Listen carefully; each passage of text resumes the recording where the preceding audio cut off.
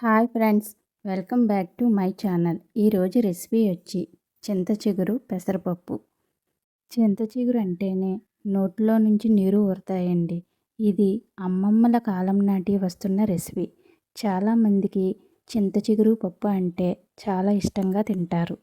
మనం రెగ్యులర్గా ఆకుకూరలతో కూరగాయలతో పప్పు అనేది చేస్తాం. కానీ చింత చిగురుతో చేసే పప్పు టేస్ట్ దేనికి రాదండి, అంత బాగుంటుంది. వేడివేడి అన్నంలో చింత చిగురు పప్పు నెయ్యి వేసుకుని తింటే ఉంటుందండి, చాలా బాగుంటుంది. ఇక ఆలస్యం ఎందుకు, రెసిపీలోకి వెళ్దాం. ఇక్కడ నేను 100 గ్రాముల చింత చిగురుని తీసుకున్నానండి.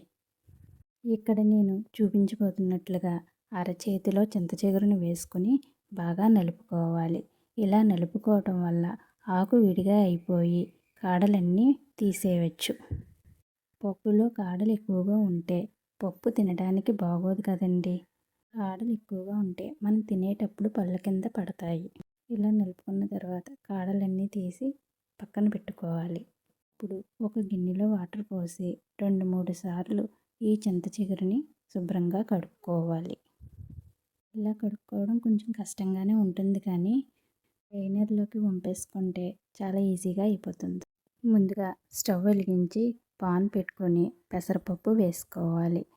100 గ్రాముల చింత చిగురు తీసుకున్నాం కనుక 1 కప్పు పెసరపప్పు అయితే పులుపు అనేది కరెక్ట్గా సరిపోతుందండి. పెసరపప్పుని కొంచెం లైట్గా వేయించుకుంటేనే దీని టేస్ట్ చాలా బాగుంటుంది. అలా అని మాడనివ్వకుండా దోరగా వేయించుకోవాలి. ఇలా వేయించుకున్న పెసరపప్పుని ఒక గిన్నెలోకి తీసుకొని వాటర్ పోసుకొని 2-3 సార్లు శుభ్రంగా కడుక్కోవాలి. ఈ రెసిపీ కోసం ముందుగా స్టవ్ వెలిగించి గిన్నెలో పెసరపప్పు వేసి 2 గ్లాసుల వాటర్ పోసుకోవాలి. పెసరపప్పుని ఉడికించుకోవాలి. నీళ్లు సరిపోకపోతే మధ్యలో నీళ్లు పోసుకొని ఉడికించుకోవచ్చు.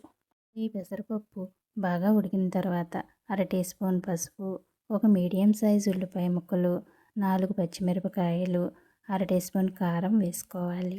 కారం ఎక్కువగా వేసుకోకూడదు, మనం ఇక్కడ చింత చిగురు వేస్తున్నాం కనుక.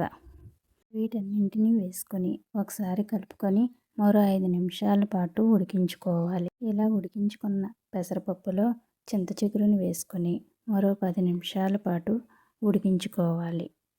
10 నిమిషాలు అయిన తర్వాత స్టవ్ కట్టేసి తాలింపు పెట్టుకోవాలి పోపు దినుసులు. దీనికోసం ముందుగా స్టవ్ వెలిగించి పాన్ పెట్టుకుని 2-3 స్పూన్ల ఆయిల్ వేసుకోవాలి.